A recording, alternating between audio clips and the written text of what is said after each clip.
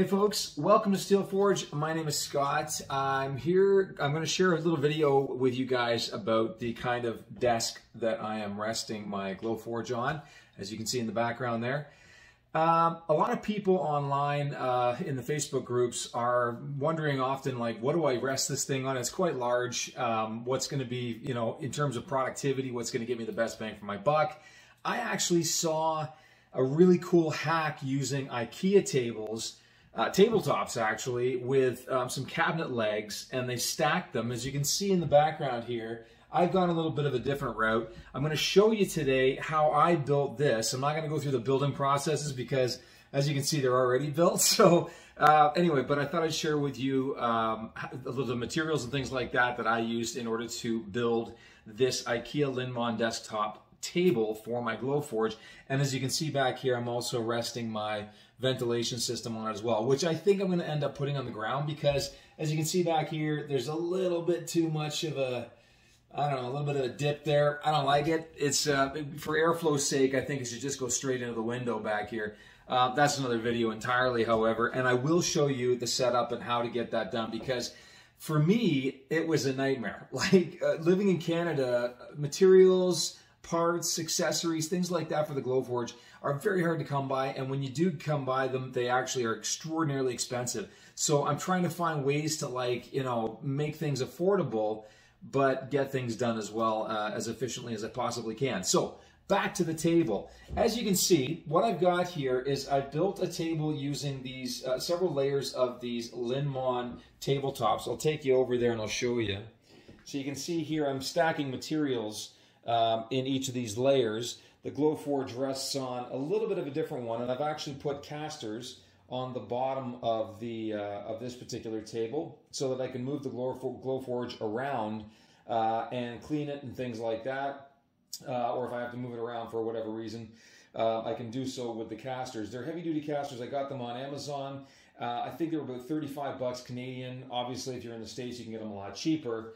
But the Glowforge perfectly rests on this dimensions, on the dimensions of this tabletop, and of course you can see the Cloudline S6 fan operation there. There's our silhouette cameo on this one. We've got our shipping boxes and what have you.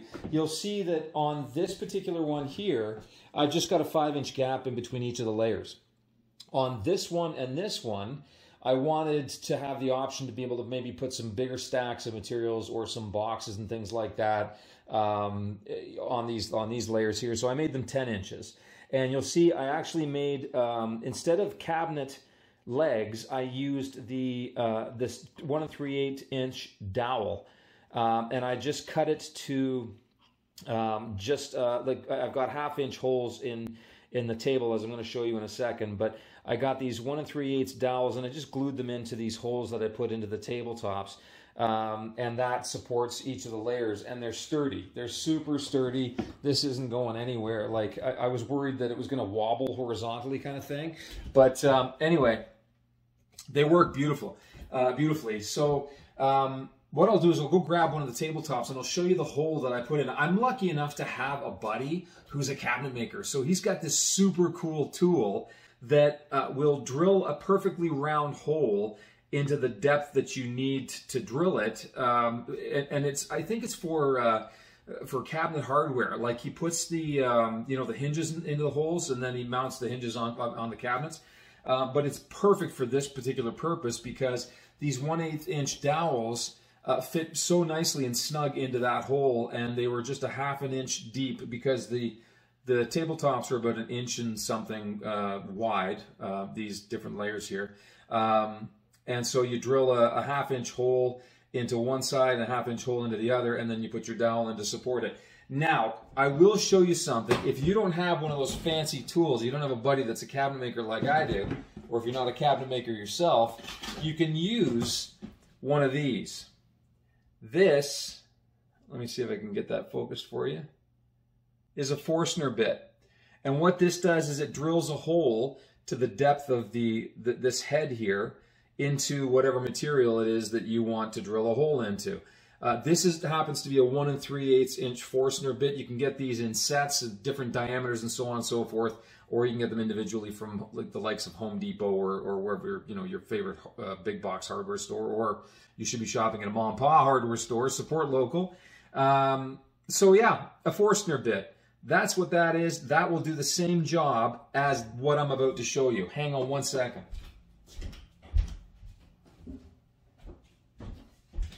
So this is an Ikea Linnmon tabletop. That's the back of it. There's the front. As you can see, what we've done is we've got these perfectly, where is it? There it is. These perfectly round holes that the dowel fits into. And the dowel I've cut because obviously we want nice separation in between the layers here, right? So you want to cut your dowel about an inch longer than these separations in between each of the layers of the table, if that makes sense. Let me show you what I mean. So, you got yourself the dowel. Now, here's another thing. If you're using those Capita legs to separate each of these layers, then you don't even need to worry about this or the Forstner bit or any of that stuff. You just basically screw in the cabinet legs into the bottom of this on each corner, and then just don't even worry about a hole on this side. Just glue them to the surface, right, with some super glue or whatever. I didn't go that route. I went this way with the dowel. I just think it looks nicer too. I don't know. Anyway, it looks nice and clean. But you can see I've cut, basically what I've got here is a 6-inch dowel, okay?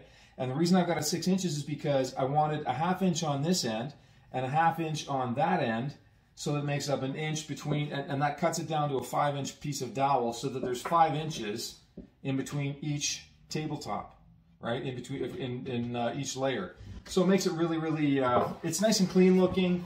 I love it. It works. Sorry, I'm off camera here. So anyway, there you go. That's how you make one of those things. I actually used, I'll take you down here again. I used those, the cabinet legs for the base of these things rather than the dowel because they are a lot more stable. And again, you can see I used casters for that one that has the Glowforge on it.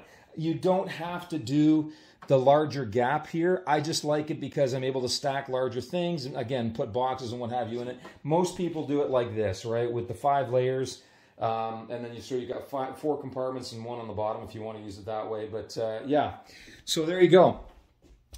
That is the Ikea Linnmon desk hack. Super easy to do. Again, like the way I've done it is really only practical if you've got that machine that will drill that specific depth hole at that diameter for the dowel. It really, it's a heck of a lot easier, and trust me on this, it's a heck of a lot easier to do it with the cabinet legs, because again, you just screw them into the one level and then glue the bottom of it, the base of that leg, to the top of the next table layer here, and you're good. You're golden. You're good as gold. So yeah, that's it. Super easy to use. Love it looks really cool too, I think. Anyway, like we've got 3 of them there. I'm supposed to be building another one. You can see the materials are out here in the hallway. But yeah, it looks great. Super functional and not expensive at all. Like these tabletops were like $9. And I'm sorry about all the moving around here. I'm doing this on my phone. $9 for each tabletop, and the dowel I might have spent, I don't know, $40, if that, Canadian too, right? So we pay a little bit more for things up here. Yeah, so it wasn't very expensive. I mean, you're talking about, 1, 2, 3, 4, 5, $50. Let's call it like, I don't know, $60, $65 total for everything for the table. When the Husky ones are like several $100s, I know the ones that people are using with that, they look really cool and they're beautiful too.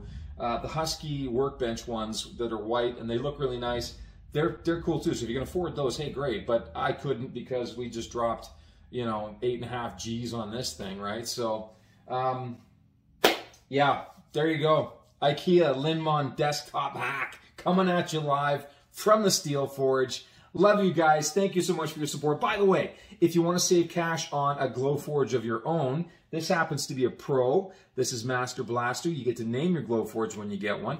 If you want to save some cash on one, use the link in the description below because it gets you $500 off your very own Pro or $250 off a Plus. and they give us a kickback on that too, which is wonderful. You'll be able to do the same once you get your Glowforge as well. And that's US dollars too, by the way. So that's significant. Like, they're not cheap. So any chance you get to save some cash on it, please use that link, save yourself some dough, and get to creating. This thing is amazing. We love it. We love you. Thanks for watching.